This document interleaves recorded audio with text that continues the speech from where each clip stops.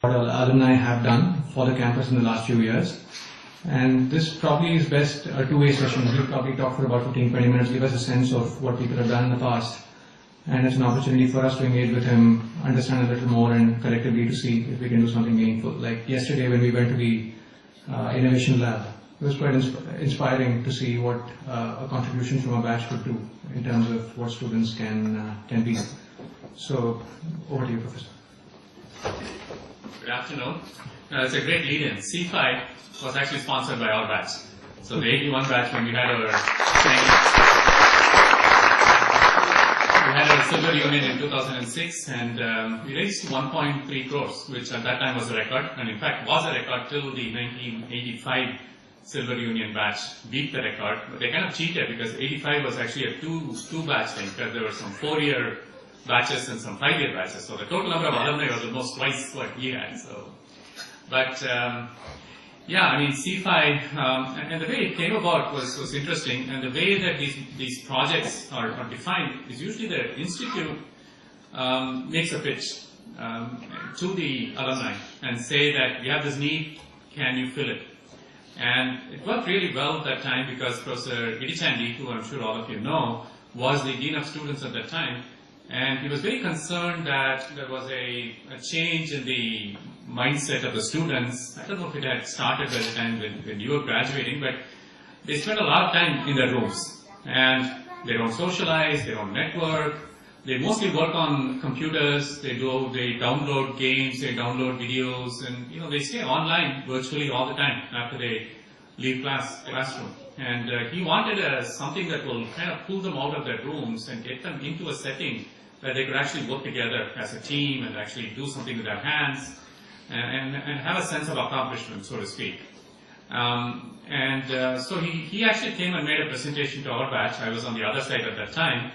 And Professor K.N. Satyanarayana, who many of you may also know, was the advisor to the Office of Alumni Affairs at that time. So they also brought with them some students, as well as one of the alumni in my batch had a son who was studying here at the time. So he had first-hand knowledge of how things work. So, we were kind of unique in the sense that we were the first batch who walked into our Silver Union with the money in our pockets, in a bank account, and we were ready to write a check. And so we spent a couple of hours discussing various projects that were presented to us, and the overwhelming choice was the Center for Innovation. So we provided the funding within a couple of weeks of the reunion, and the work on the center was started in January of 2007, and by the end of 2007 it was ready to go. Now, Center for Innovation is certainly a big success story. Right now, the statistics are about 40% of our undergraduate students spend significant time at C5.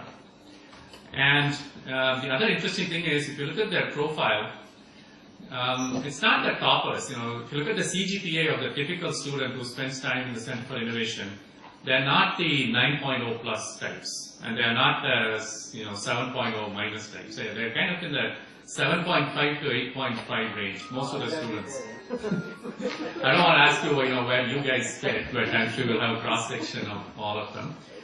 So, the Center for Innovation has been a wonderful outlet for the creative energies of the students, and since the center was started, our students have become much more successful in international competitions and national competitions. 2 years ago, they won the National Robocon for the first time.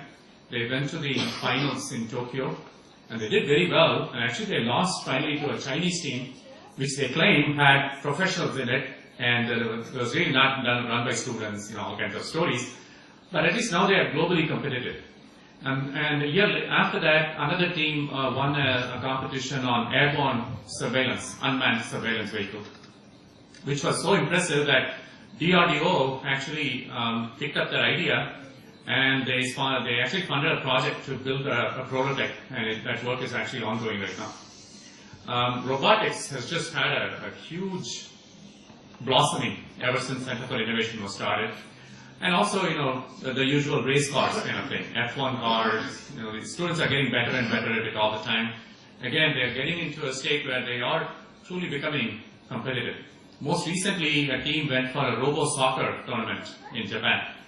Alumni funding essentially paid for their travel, but they did most of their work at the Center for Innovation. And the story here is first they lost by 10 goals the first match, second match they lost by 5 goals, the third match they lost by 1 goal. But unfortunately, by the time they were out of the tournament. But I think the learning will really help them next time. Same thing, it's the same way we start in most competitions. So, the Center for Innovation is something that we all point to with pride as something that alumni did on campus that has made a real significant difference to students' lives. But there are many such examples. But now, before I get into that, first I want to say thanks for coming. I also want to apologize on behalf of the director. He was planning to be here, but some family urgent business came up and he's just called and said he won't be back on campus till about 2 p.m. But I think you guys are planning to leave before then. But if you're still around, you may be able to at least catch sight of him or something. So I'm going to talk on his behalf as well. So 97 batch, I mean, you're just 15 years out of college. That's almost like you just graduated yesterday, right? A lot of you still look like students. By the way, this is what you look like in another. But I started losing my hair when I was 26. So it's interesting. As I was walking in, I heard strains of first Country Road and then Hotel California. Very coincidental because I spent 2 years in Morgantown, West Virginia, and 15 years in San Jose, California. So certainly very nostalgic.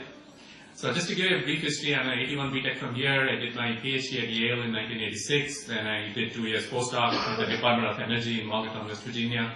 Then I was with IBM in San Jose for 15 years, still doing chemical engineering. Never betrayed my discipline. I don't know how many of you guys are still in your core area. Okay, that's about a representative percentage, I guess. So I'm glad to say that I stuck with chemical engineering. I returned to IIT Madras in 2004 as a professor in the Department of Chemical Engineering. I got involved in alumni affairs, I think, well, actually initially because my wife was the office manager for the IIT Madras Alumni Association for a couple of years, so she actually pulled me in, even though she's not an alumnus. But I really got deeply involved when we had the Pan IIT alumni meeting here in 2008. I was the program committee co-chair for that meeting. So from 2006 to 2008, I was very deeply involved in Pan IIT. So in 2009, Professor K.N. Satyanarayana, who had been the advisor of Office of Alumni Affairs till then, asked me to take over the office. So from 2009 to this year, I have been advisor, Office of Alumni Affairs. In September, the Institute created a new dean position, Dean of International and